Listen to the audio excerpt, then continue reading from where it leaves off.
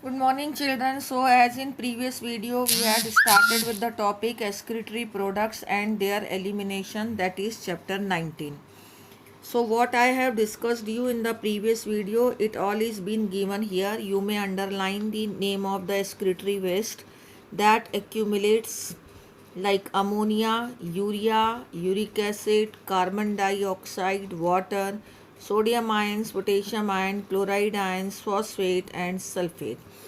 Out of these, as I have told you in the previous video, that ammonia, urea and uric acid are more toxic substances which are to be removed from the body. Out of these three, the ammonia is most toxic, then urea is less toxic, and uric acid is least toxic, and all of these are come under the category of nitrogenous waste product as they are being formed by the breakdown of ammonia, breakdown of protein, and protein breaks down into amino acid, and amino acid further breaks down into ammonia, urea and uric acid.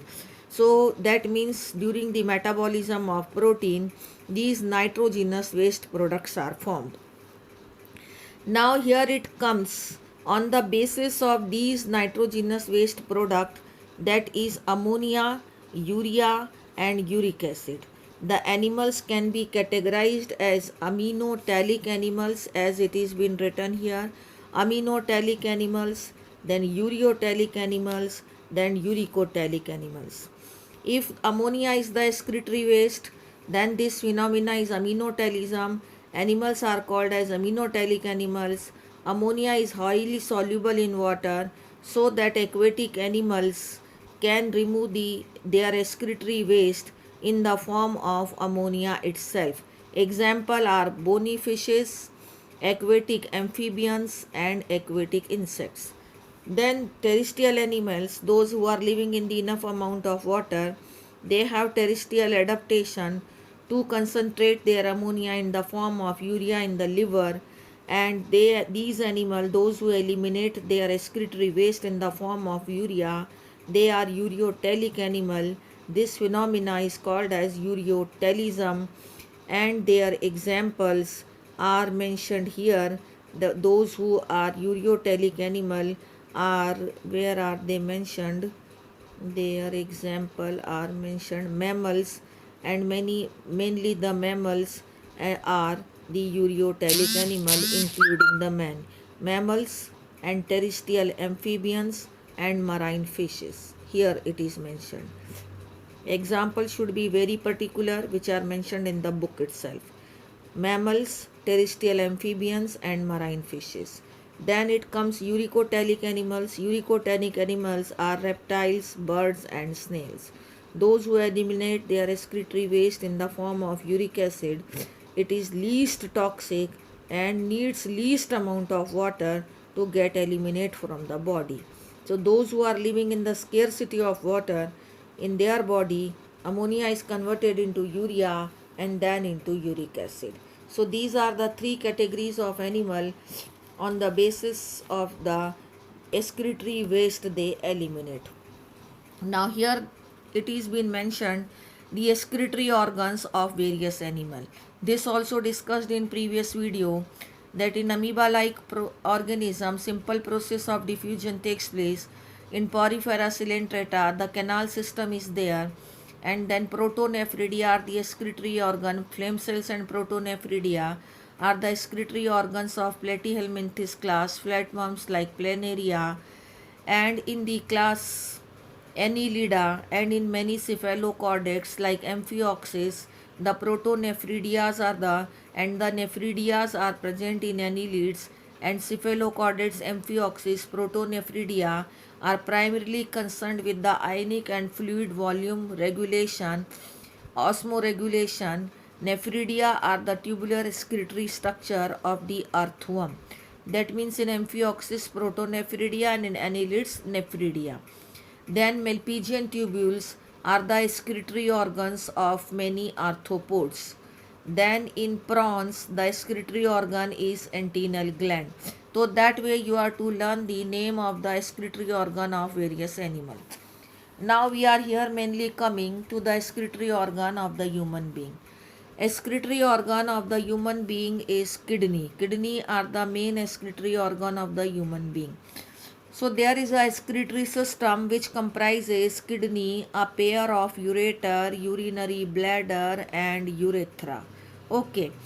Now, kidneys are reddish brown in color, they are bean shaped structure, they are present in the abdominal cavity at the level of thoracic vertebra and third lumbar vertebra close to the dorsal side inner wall in the abdominal cavity. These are the name of the vertebrae which are present in the vertebral column. So this is the location where the kidneys are present. Now, the measures of the kidney 10 to 12 centimeter in length, 5 to 7 centimeter in weight, 2 to 3 centimeter in thickness. Weight is 120 to 170 gram. Okay. Now, their inner surface is concave. This concave surface is called as hilum, and through the hilum, what all get entered into the kidney. Inner to the hilum there is a funnel shaped part. That funnel shaped part is called as pelvis, which I am going to show you in the next diagram, which is given at the back of the this page.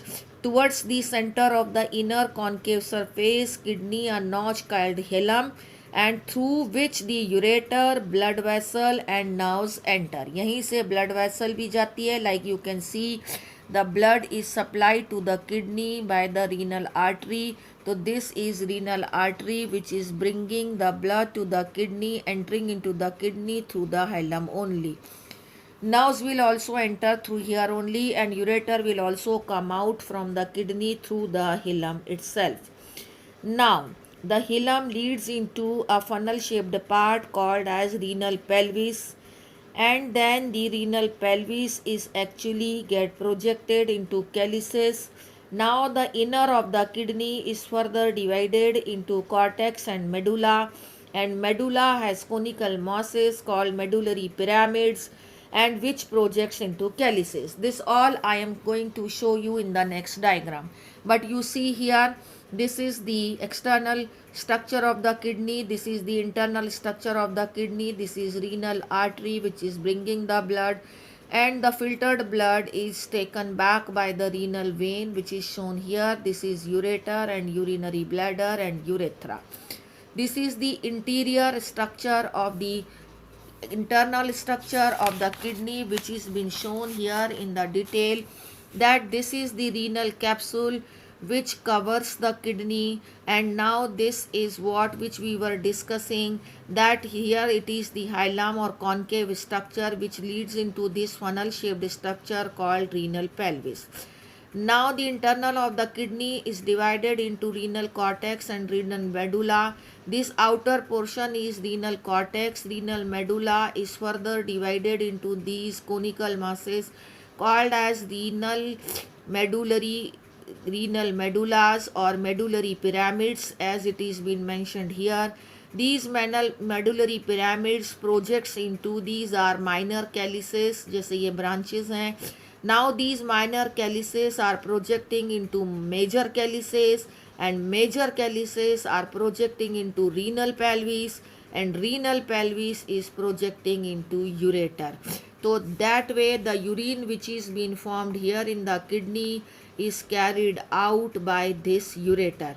Again I am repeating, renal medulla is having these conical medullary pyramids which are projecting into minor calyces, which are projecting into major calyces, which are projecting into renal pelvis, and renal pelvis is projecting into ureter.